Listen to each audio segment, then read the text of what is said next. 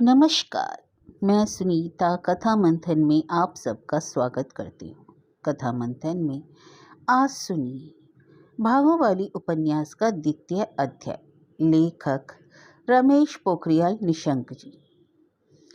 इसका प्रथम अध्याय का लिंक आपको हमारी प्लेलिस्ट से मिल जाएगा। लिंक आपको आई बटन में मिल जाएगा। अपने वैवाहिक जीवन के 40 दशकों में कभी उनके चेहरे पर शिकन नहीं देखी थी अम्मा ने। वे हमेशा गंभीर बने रहे, हमेशा अध्ययनरत रहे। परिवार में भी बहुत कम और आवश्यकता पड़ने पर ही बोलते थे।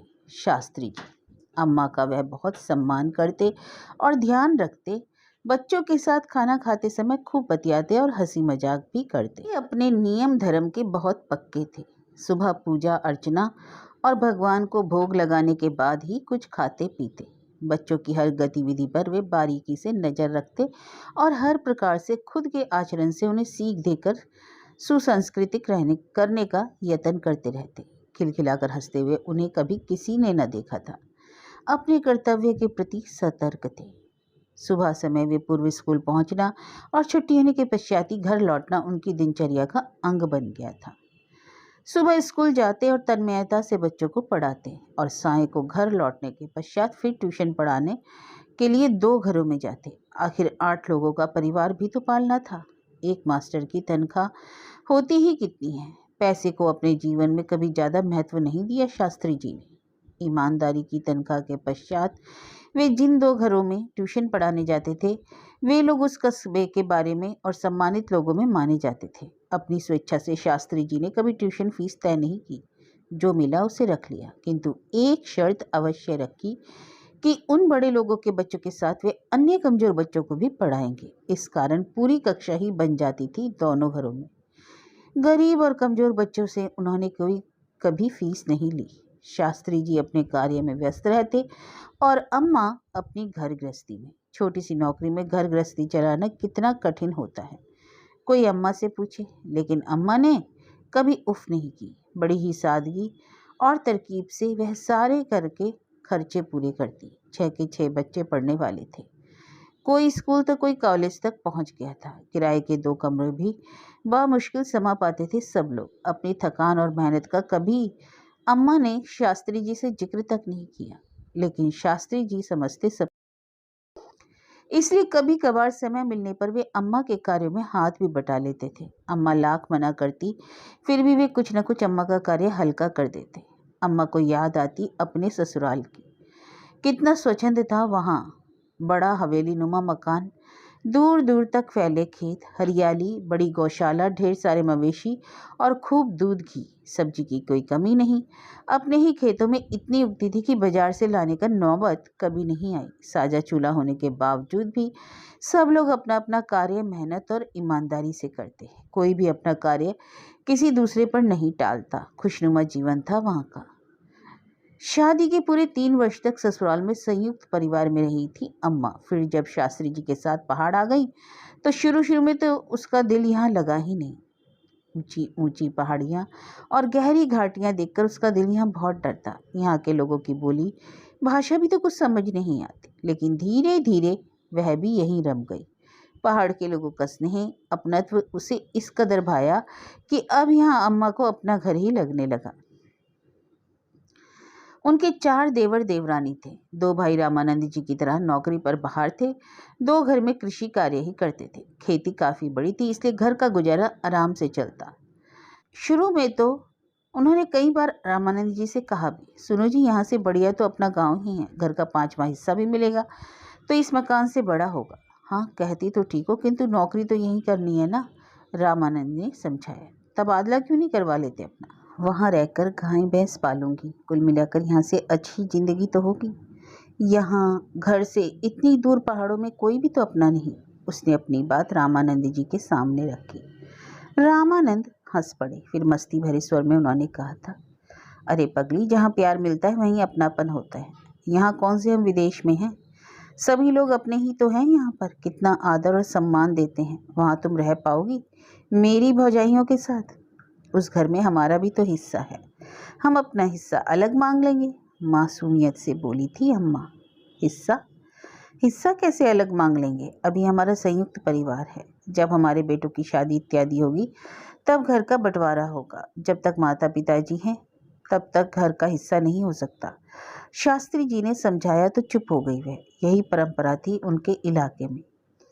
माता पिता के आगे तो बच्चे सिर भी नहीं उठा पाते थे। जब भाइयों की शादी हो जाए और बच्चे हो जाएं तभी घर के बंटवारे की बात चलती थी। कुछ देर बाद शास्त्री जी खुद बोले, तुम्हें यहाँ क्या तंगी है? 4-4 बेटों का धन है तेरे पास, उन्हें नौकरी पर लगने दे, फिर तो तेरे ठाट ही ठाट होंगे, सुख से रहेगी जिंदगी भर। यह कहते कहते शास्त्री जी की आंखों में चमक उभर आई थी। उस चमक को भली भांति देखा था अम्मा ने, निश्चित सुनहरे भविष्य की चमक। आज उनके जीवन में संघर्ष है तो कल जरूर इसका फल भी मिलेगा।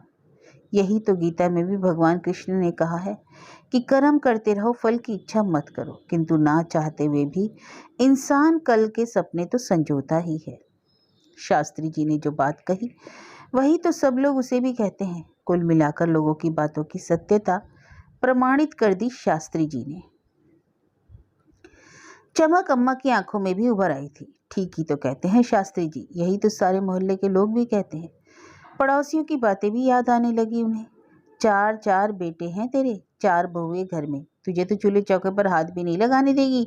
नाती नातिनों को ही खिलाएगी, राज करेगी राज। इसलिए तो भागो वाली नाम पड़ गया था अम्मा का। अब तो उसे सब भागो वाली ही कहा करते थे। सुगत भविष्य के सपनों में गोते लगाती अम्मा घोर अभावों में भी प्रसन्नचित रहकर जीने लगी थी। शास्त्री जी बेटों की पढ़ाई के प्रति बड़े सजग रहते थे, उनकी शिक्षा के लिए हर बलिदान देने को तत्पर। लेकिन दूसरी ओर बेटियों की शिक्षा के प्रति वे जाने क्यों बड़े दकियानूसी थे। वह समय भी कुछ ऐसा ही था कि बेटियों को सामान्यतः लोग पढ़ाते नहीं थे। 15 साल के अंदर अंदर हाथ पीले करके घर से विदा कर देते थे। शास्त्री जी तो खुद एक शिक्षक थे। बावजूद इसके अपनी दोनों बेटियों को उन्होंने 10 साल तक घर में ही पढ़ाई करवाई, फिर जाकर कहीं स्कूल में भर्ती करवाया और 5वीं के बाद फिर स्कूल जाना बंद करवा दिया। इतने में बड़ी बेटी विवाह योग्य हो गई थी, सो उसके लिए लड़के की तलाश भी शुरू हो गई। छोटी वाली जरा जिद्दी थी, पढ़ने में भी तेज थी, सो जिद करके उसने मिडिल स्कूल में एडमिशन ले लिया और 10वीं पास कर ली थी। बेटियों को तो बस चिट्ठी पत्री लिखनी आनी चाहिए, यही काफ़ी है उनके लिए, कहते शास्त्री जी। कौन से उन्हें कहीं नौकरी करने जाना है। बड़ी बेटी की शादी उन्होंने अपनी ही जाति बिरादरी में मेरठ में करवा दी थी। लड़का प्राइवेट फैक्ट्री में नौकरी करता था, खाता पीता परिवार था। वह अपने परिवार में सुखमय जीवन जी रही थी। छोटी ने आगे पढ़ने की जिद की तो एक दिन समय देखकर अम्मा ने उसकी बात शास्त्री जी के कानों में डाली। ये तो आगे पढ़ने के लिए जिद कर रही है, विवाह की उम्र हो गई है उसकी, ससुराल वाले पढ़ाना चाहे तो पढ़ लेगी, फिर उसके पीछे भी तो 4-4 भाई पढ़ने वाले हैं, कहाँ से आएगा इतना खर्च। शास्त्री जी ने लक्ष्मण रेखा खींच दी, जिसे पार करने की हिम्मत किसी में नहीं थी। शास्त्री जी जब किसी बात पर अपना निर्णय दे देते थे तो उस पर किंतु परंतु की कोई गुंजाइश ही नहीं होती थी। ना ही उनके निर्णय के खिलाफ किसी में कुछ कहने की हिम्मत थी, इसलिए आगे कुछ कहने में फायदा नहीं था। अम्मा भी चुप ही रही, आगे कुछ ना बोली। शास्त्री जी ने बच्चों को कभी मारा नहीं, मारना तो दूर की बात, कभी डांटा तक नहीं था। इसके बावजूद भी उनके गंभीर व्यक्तित्व का इतना गहरा प्रभाव था उनके बच्चों पर कि कोई उनके निर्णय के आगे चूं तक नहीं करता था। बच्चे तो बच्चे रहे, खुद अम्मा ने भी कभी उनकी बात नहीं काटी। वे हर चीज को सोच समझकर और परख कर ही अपना निर्णय देते थे। जो निर्णय हो गया सो हो गया। अब ना तो शास्त्री जी उस पर पुनः विचार करने वाले थे और ना अम्मा। इसलिए बेटी ने भी पिता की बात को स्वीकार कर लिया और आगे पढ़ने का विचार पूरी तरह मन से हटा दिया। वह भी माँ और पिताजी की स्थिति अच्छी तरह से जानती थी। 4-4 भाइयों की पढ़ाई का खर्चा कैसे पिताजी उठाते होंगे, इस बात को वह अच्छी तरह से जानती थी। अम्मा दिन भर कितनी मेहनत करती है, यह भी उनसे छिपा नहीं था। अतः अब उसने भी घर के कामों में अम्मा की मदद करना। समय का चक्र तेजी से आगे बढ़ता रहा। जो कुछ चल रहा था वह उसी प्रकार चलता रहा।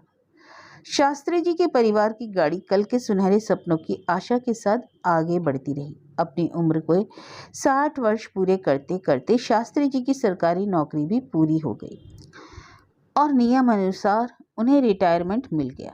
रिटायर होने के पूर्व शास्त्री जी दोनों बेटियों की शादी कर चुके थे। दोनों ही अपने परिवार में खुश थी।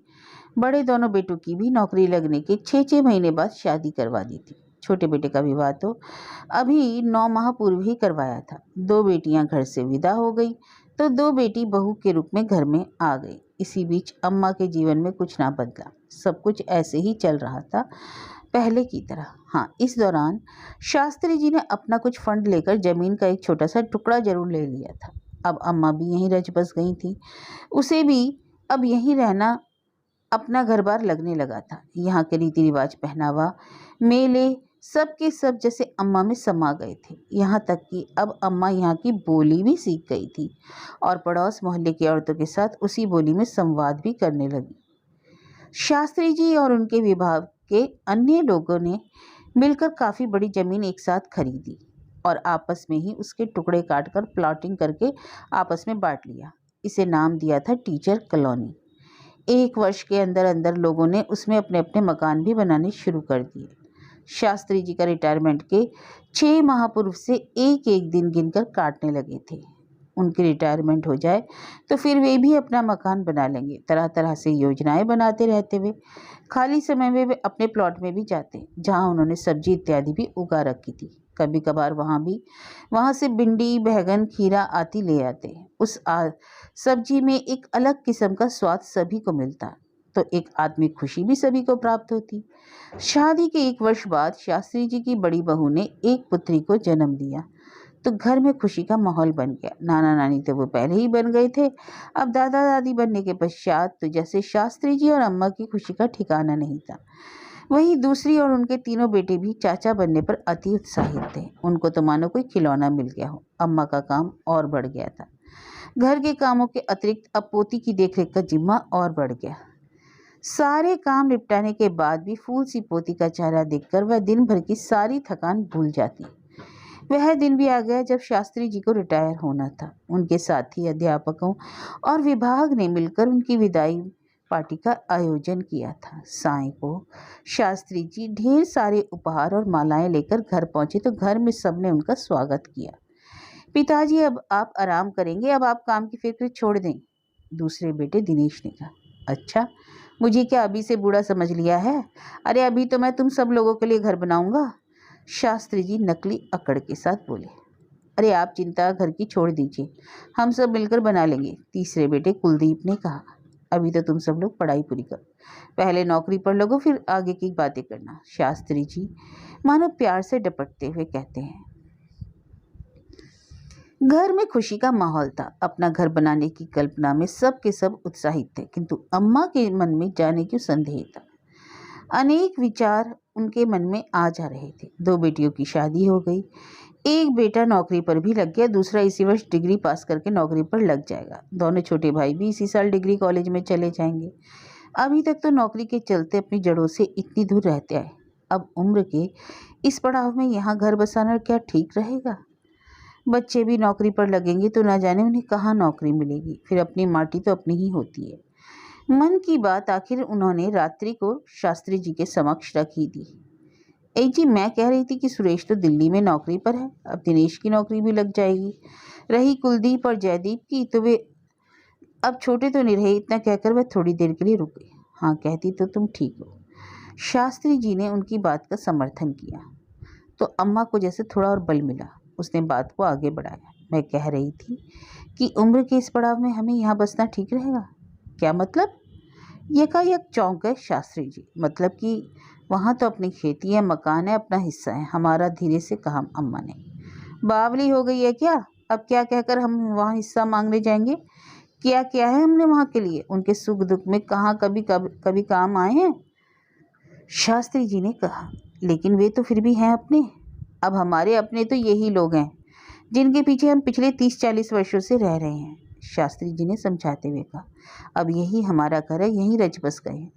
अब तो वहाँ जाकर ही हम अजनबी हो जाएंगे। फिर बच्चे तो यहीं हैं, वहाँ अकेले रहकर क्या करेंगे हम? चुप रही अम्मा। शास्त्री जी ने उनकी आंखों में देखा तो संतुष्टि के भाव थे। सोचने लगी, अम्मा ठीक ही तो कह रहे हैं शास्त्री जी। अब यही तो हमारा घर है। यहाँ के लोग कितने सुंदर हैं। कभी एहसास नहीं होने दिया कि हम बाहर के हैं। हमेशा अपना दिया, सुख में दुख में साथ निभाया। शास्त्री जी का कथन सही है कि अब वहाँ जाकर ही हम अजनबी हो जाएंगे। दूसरी बात यह है कि बच्चों का जन्म यहीं हुआ है तो वे यहीं के रीति रिवाज समझते हैं, यहाँ की बोली भाषा बोलते हैं। फिर वहाँ जाकर तो उन्हें खुद परायापन लगेगा। संतुष्ट हो गई थी अम्मा। सच तो यही था कि उसे भी अब यहीं की माटी, यहीं के लोग और यहीं का मौसम और यहीं की वादियाँ अपनी लगने लगी थी। पहाड़ के लोगों का दिल पहाड़ की तरह ही विशाल होता है। जो मान और सम्मान इतने वर्षों से अम्मा और शास्त्री जी को यहाँ मिल रहा है, वह और कहाँ मिलने वाला था। शास्त्री जी ने भी अपना एक एक क्षण देकर यहाँ एक नई सुसांस्कृतिक पीढ़ी तैयार की है। उनके पढ़ाए बच्चे आज फौज में, सरकारी दफ्तरों में और बड़ी बड़ी कंपनियों में अफसर हैं। एक दो एसडीएम भी है और दो तीन विदेश में भी है। शास्त्री जी की दी गई शिक्षा दीक्षा का सिर्फ उनके विद्यार्थी ही नहीं बल्कि उनके अभिभावक भी सम्मान करते हैं। आज भी वे लोग गांव आते हैं तो शास्त्री जी के ही नहीं, अम्मा के भी पैर अवश्य छूते हैं। इतने सालों में अम्मा अब यहाँ इतनी घुल मिल गई थी कि सामान्य बोलचाल की भाषा में वह पहाड़ी भाषा भी बोलने लगी थी। पास पड़ोस और मोहल्ले की औरतों के बीच अच्छा प्रभाव था उनका।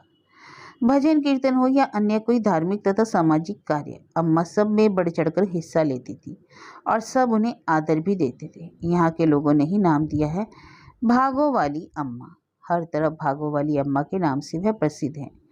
अब दूसरी जगह जाकर नए सिरे से अपनी पहचान बनाना पड़ेगा उसे। तो अब अपना नाम भी याद नहीं रहा। नहीं, यह अब अपना ही घर है। अब कहीं नहीं जाना, हमें यहीं रहना है, यहीं मकान बनाना है। क्या नहीं है इस पहाड़ में? बिजली है, पानी है, ताजी आबो हवा है, सड़कें हर गांव और कस्बे तक पहुंच गई हैं। सबसे बड़ी बात तो यह है कि यहाँ शांति है, न लड़ाई झगड़े, न ईर्ष्या द्वेष, चोरी चमारी तो बहुत दूर की बात। यहाँ के लोग तो इधर उधर जाते हुए घरों में ताले तक नहीं डालते। ताले लगाना अशुभ माना जाता है पहाड़ में। सोचते सोचते ना जाने कब अम्मा को नींद आ गई।